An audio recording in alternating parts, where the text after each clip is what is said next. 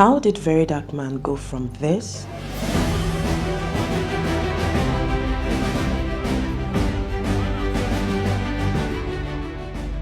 to this?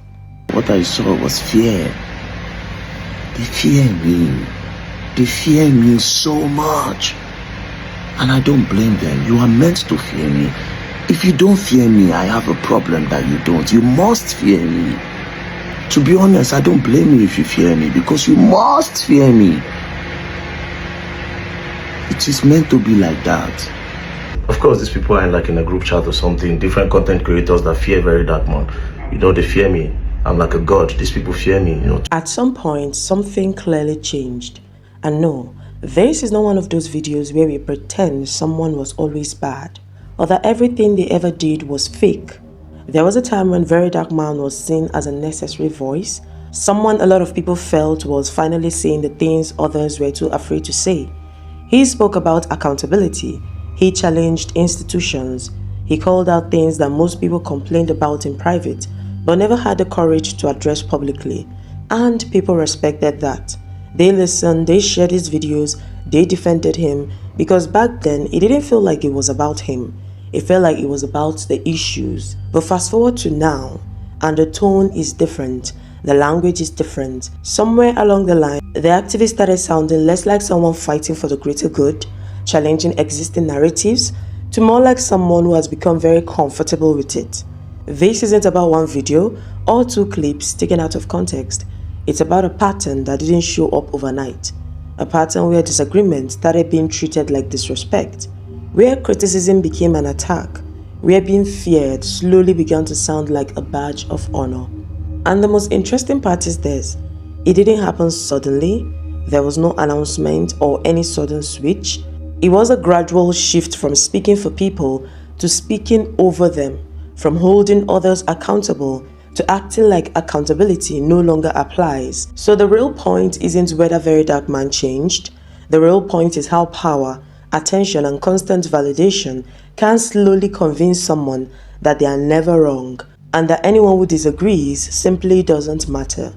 To understand how we got here, we have to go back to the beginning, before the spotlight, before the name Very Dark Man even existed, and before the feeling of untouchability. To understand how Very Dark Man got here, we have to go back to where his story actually begins. His real name is Martins Vincent Otse. He was born in Kaduna, although his family is originally from Edo State, Nigeria. He didn't grow up in wealth, and he didn't grow up surrounded by influence or protection. His early life was shaped more by instability than comfort. And that part of his story is something he has spoken about himself openly. In one of his own videos, he talked about his father. According to him, his father was a very wealthy man, not someone who couldn't do better, a man who had resources, options, and choices, and still, one day, he walked out on the family. By his own account, his father left suddenly. He married another woman, started a new family, and stopped taking responsibility for the one he left behind. School fees were no longer paid, support disappeared, and whatever sense of security existed before that moment vanished with him. From that point on, he was raised by his mother, a woman who, as he has described, carried the responsibility alone. Raising children without financial backing in Nigeria is not easy, and he grew up watching the struggle firsthand, watching consistently where abandonment had happened, watching someone hold things together because there was no alternative. He has siblings, including an older brother, and the household environment was one where everyone felt the weight of reality early. There wasn't much room for excuses. You learned quickly that life doesn't pause for sympathy, and that if something needed to be done, it was done. That kind of upbringing doesn't just shape your circumstances, it shapes how you see people, it shapes how you respond to authority, it shapes how you handle disappointment, it even shapes how you define respect. His education path, like many things about his life, wasn't straightforward.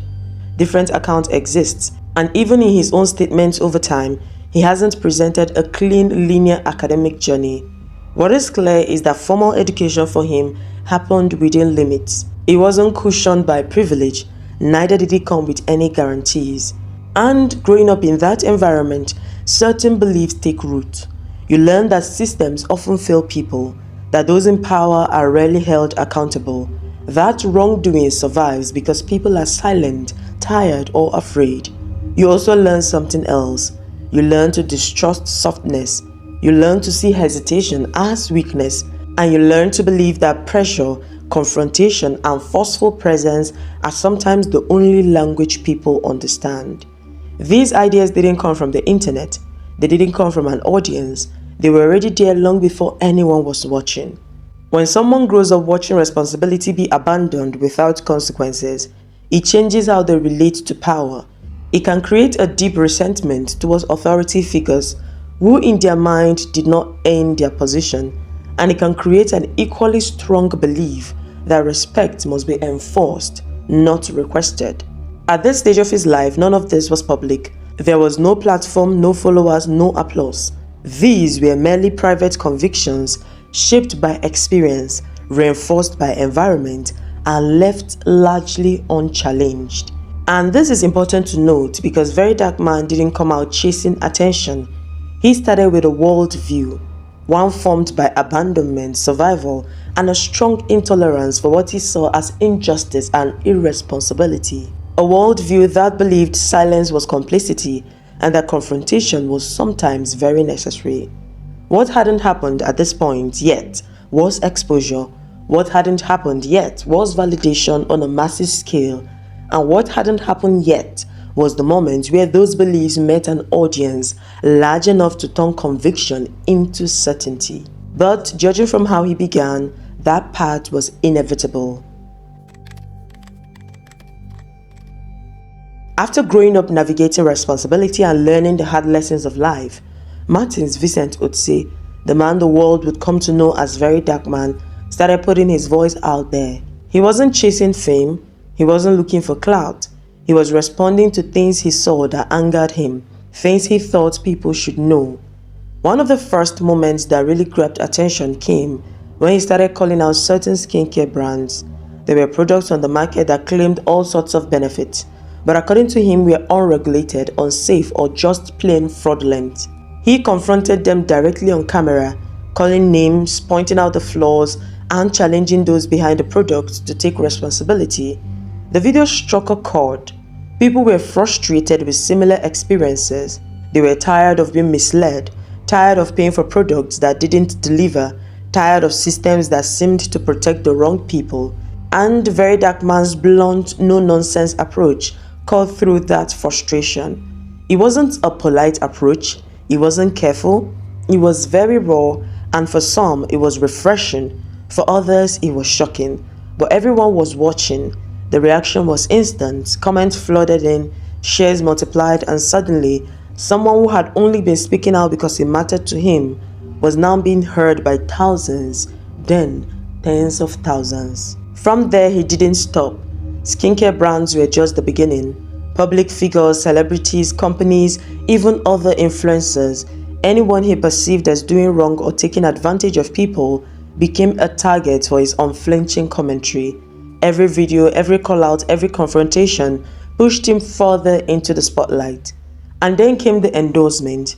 When people like Davido publicly acknowledged him, it amplified everything.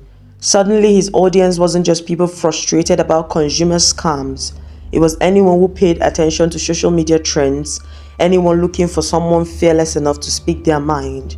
By the time he had thousands of followers paying attention to every video, every post, he had crossed the line from being just a concerned voice to becoming a force people actively followed.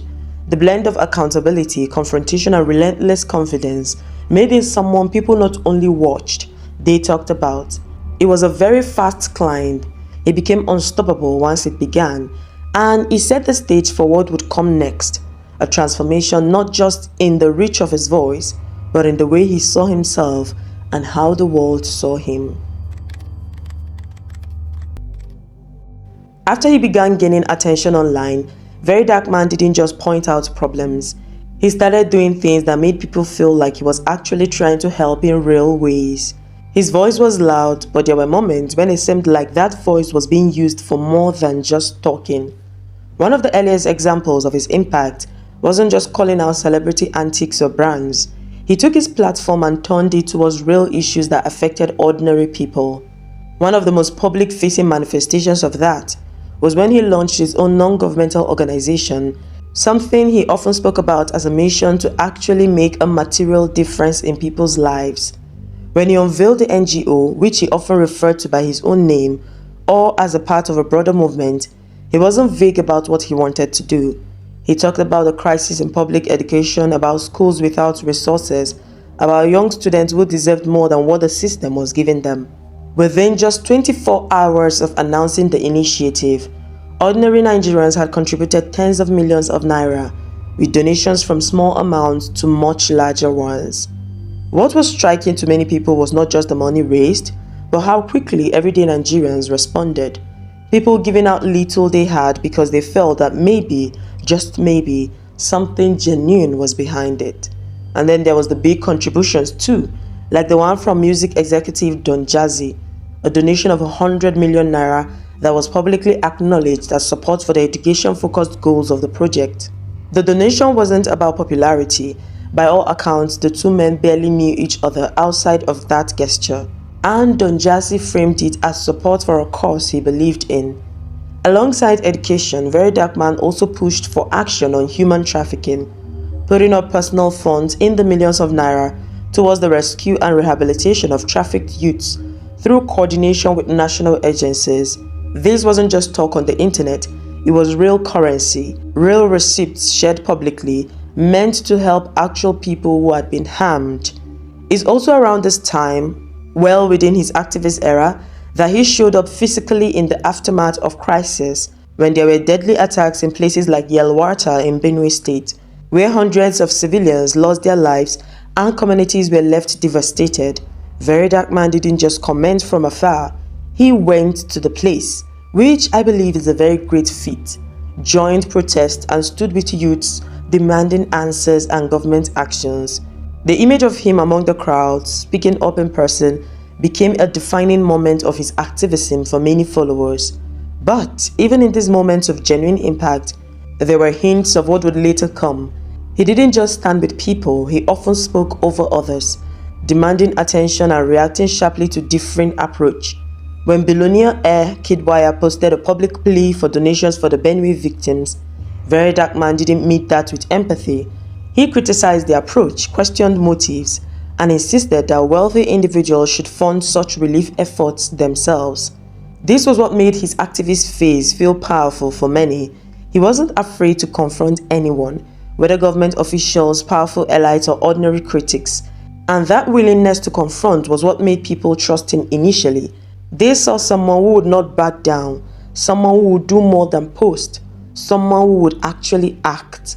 But at the same time that people were applauding these actions and donations, there were already subtle signs in how he communicated, signs that this wasn't just a normal activist. His confrontations sometimes overshadowed the very cause he claimed to support. There were moments it didn't feel like collaboration or support, it felt like assertion, as though being right became more important than being effective. Still, in this period of his public life, many of his actions did have tangible outcomes, whether it was raising significant funds for education, donating to support anti-trafficking efforts, or physically joining protests demanding actions. These were the moments that built his credibility with the public. These were the episodes that made people feel like his voice, at least at that time, was something worth listening to, something worth supporting. And that credibility is important because it's what allowed his influence to grow even further, setting the stage for everything that came after, both the admirable efforts and the parts of his journey that would later draw criticism. After years of building credibility, of being seen as someone who could stand up and act while others just watched, something subtle began to shift. At first, it wasn't dramatic. It wasn't as if he woke up one morning and decided to be feared. It crept in slowly, almost unconsciously, in the way he approached problems, in the way he interacted with people, in the tone of his own commentary. Every issue started becoming his issue, not in the sense of responsibility, but in the sense of ownership. If a conversation started about a social injustice, a failed policy, or a celebrity scandal, Very Dark Man was there, often before anyone even asked him to be. His presence wasn't just participation, it was insistence. He had to be at the center of the narrative, no matter what the topic was. If someone else was leading the conversation, he often interrupted. If someone else was getting attention for the right approach, he challenged it, sometimes publicly, sometimes aggressively. He began picking fights that didn't need him. Arguments that could have been resolved quietly or through collaboration suddenly became personal battles. A minor misstep by a public figure wasn't just called out, it became a debate where he was the final arbiter, the one whose perspective mattered most. Problems weren't really solved anymore, they were replaced with the next fight, the next trending case, the next spectacle, or the next opportunity to assert himself. At the same time, he demanded accountability of everyone else. Celebrities, brands, public officials, even ordinary citizens were expected to answer, to justify, to correct. And yet, looking closely, Very Dark Man himself rarely practiced the same discipline. Mistakes were brushed aside, missteps were reframed or ignored. He didn't notice the contradictions, he rarely allowed himself to. Some of the most telling signs came in the way he perceived respect. By his own words and actions, he began to equate fear with respect. Criticism or opposition wasn't a signal to reflect or consider, it was a challenge to be dominated. Silence or submission from others became a form of validation, and slowly, almost invisibly, dominance started replacing justice as his guiding method. He didn't announce it. There were no proclamation, no banners, no confessions. It just happened. Conversations, interactions, conflicts, even charitable work all started to orbit around him. The causes, the issues, the people he initially sought to uplift became in subtle ways secondary to his presence in the narrative. And in retrospect, the shift is undeniable. He didn't notice when justice stopped being the goal and dominance became the method. It wasn't dramatic at first. It was very easy to miss, easy to excuse. But for those paying close attention, the signs were there. A man whose confidence had always been a tool now had the beginnings of what would become an ego that demanded attention, recognition, and eventually fear. This is the stage where influence turns inward, where belief in one's own correctness begins to overshadow the causes that once mattered, and where the line between speaking for people and speaking over them starts to blur. By the time Very Dark Man reached this phase, the tendencies we saw in the derailment were no longer subtle. They had fully manifested. Every issue was still his issue, but now the ownership had a sharper edge. Every narrative centered around him. He picked fights not because they needed him, but because being present in the argument reinforced his own authority. Problems weren't solved, they were replaced with the next spectacle, the next opportunity to assert dominance. Accountability. He demanded it of everyone else while rarely practicing it himself. Fear had quietly become the measure of respect and dominance the method. He was never wrong, at least that's how he framed it. He even made a statement that he never lies. When confronted, he didn't apologize. Misunderstandings, he claimed, were simply people failing to see the bigger picture. Criticism became betrayal. Nouns was weakness. Personal flaws were irrelevant because the causes he championed, the issues he shouted about, the injustices he exposed were always bigger than him.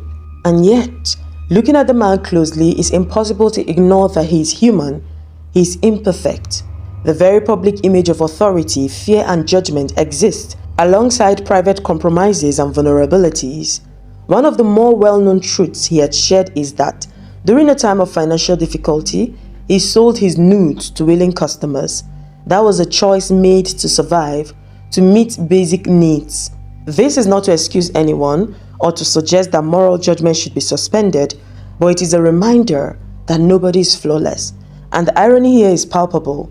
A man who publicly demands moral uprightness, who calls out wrongs and hypocrisy with near absolute certainty, has his own history of compromise, acts that, for most people, would carry a heavy moral weight. It is a humanizing detail, but also a contrast that underlines a subtle hypocrisy. In calling out the flaws of others, he sometimes ignores his own. This tension is what is at the heart of this egocentric era. He's both vigilant and unyielding, fearless and uncompromising, but also blind to his own imperfections. His confidence, once rooted in action and accountability, now edged into the territory of untouchable authority. When he speaks, the world listens. When someone contradicts him, they are wrong. When someone questions him, they are insufficiently loyal, insufficiently wise, and insufficiently brave. He has not abandoned justice entirely, but when a man believes he must be feared to be effective, he has already abandoned it.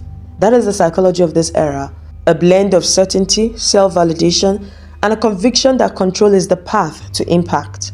The result is influence that is simultaneously magnetic and intimidating, admired but at the same time resented.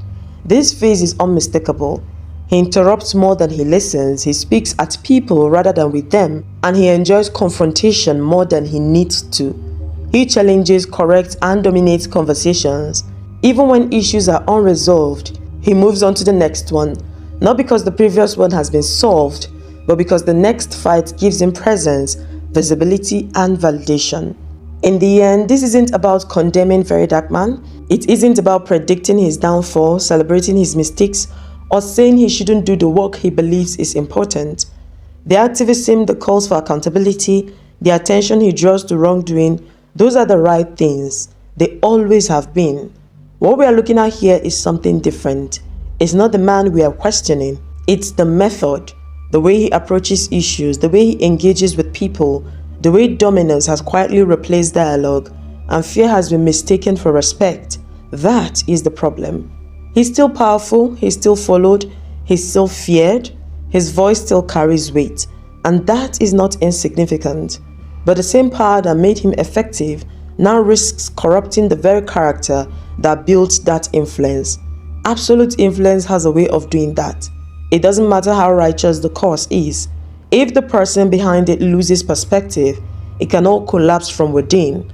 We have already begun to see signs, posts, comments, reaction from followers. Cracks are showing, people are beginning to notice inconsistencies, questioning some of the choices he makes, the way he handles situations, the tone he takes.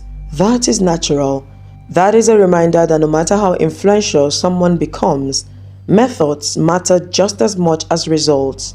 There's still time, there's still space for reflection. He can go back to the drawing board. He can return to the focus and clarity of his activist beginning.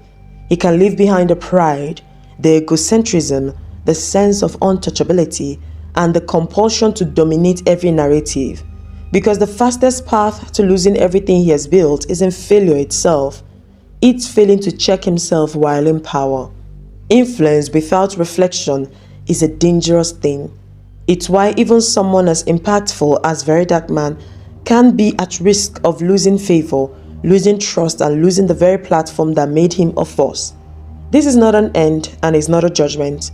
It's a mirror, a reflection of what happens when method overtakes purpose, when ego overshadows justice, when the way we wield power becomes more important than the goals we're trying to achieve. The activism, the calling out, the good works, they still matter, but if the method isn't corrected, the cause risks being tainted, and the person behind it risks losing sight of why they started. So, if you've enjoyed this video so far, please leave this video a like. Do not forget to subscribe before leaving. We have more powerful content coming up for you. And remember to share this video so we can reach a wider audience. Thank you for watching, and I'll see you in my next video.